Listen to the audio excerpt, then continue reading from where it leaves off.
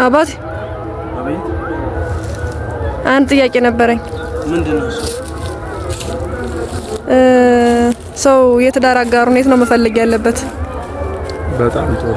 እሺ ለምሳሌ አንቺ አሁን ስልክ ለመግዛት ስትሄጂ የት ነው የምትሄጂው? ስልክ ቤት። ልብስ ለመግዛት? ልብስ ቤት። በግ ለመግዛት? ያው በግ ተራ። በሬ ለመግዛት? በሬ ተራ። ስለዚህ ሰው በግ ለመግዛት በሬ ተራ፣ ስልክ ለመግዛት ልብስ ተራ፣ ልብስ ለመግዛት ስልክ ያለበት ቦታ እንደማይሄድ ሁሉ መሄድ ያለበት ሰው በመጀመሪያ ደረጃ የተወለደው የት ነው? በመንፈስ የተወለደው ቤተክርስቲያን።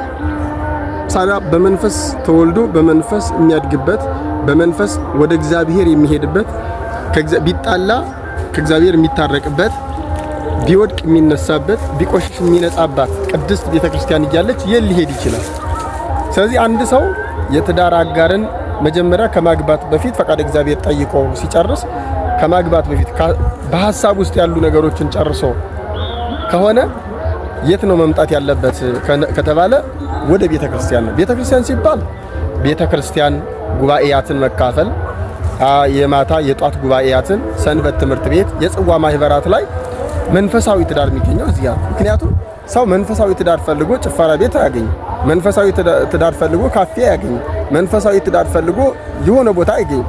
እንደዚህ ስንል ግን በመገናኛ ብዙሃን ተገናኝተው ተጋብተው መልካም ትዳር የሚኖሩ የሉ ማለታችን አይደለም።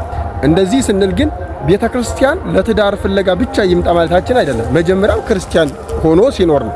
መጀመሪያም የክርስትናውን አውድና ስርዓት ጠብቆ መኖር ሲችል ወደ ቤተክርስቲያን መጥቶ ያን ጊዜ ይሄ ሐሳብ ሲጨርስ ይሄንን ሐሳብ ሲያስተካክልና ሲጨርስ ወደ ቤተክርስቲያን መጥቶ ምክንያቱም ለምን መሰለሽ እንደዚህ የምንለው የቤተክርስቲያን ልጆች የቤተክርስቲያን ሰው ብቻ ነው ማግባት ያለባቸው።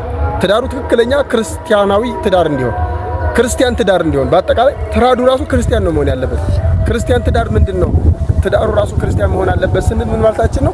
አምልኮተ እግዚአብሔር የሚፈጸምበት የአንድ ክርስቲያን ቤት ትንሿ ቤተክርስቲያን ስለሆነች ይቺ ትንሿ ቤተክርስቲያን ደግሞ ምን ትፈልጋለች? በጋራ መጸለይ፣ በጋራ መመጽወት፣ በጋራ መስገድ፣ በጋራ መጻሕፍትን ማንበብ፣ በጋራ መማር፣ በጋራ ንስሐ መግባት፣ በጋራ መቁረብ፣ እነዚህ ነገሮች ሁሉ ስለሚያካትት የትዳር የሚባለው ነገር ክርስቲያን መሆን አለበት ትዳሩ ራሱ። ስለዚህ የሚገኘው ቤተክርስቲያን ነው፣ የሚገኘው መንፈሳዊ አውድ ላይ ነው፣ የሚገኘው ምጽዋ ማህበራት ላይ ነው። ስለዚህ ይህንን ቢያደርጉ የተመረጠና አስፈላጊ ይሆናል።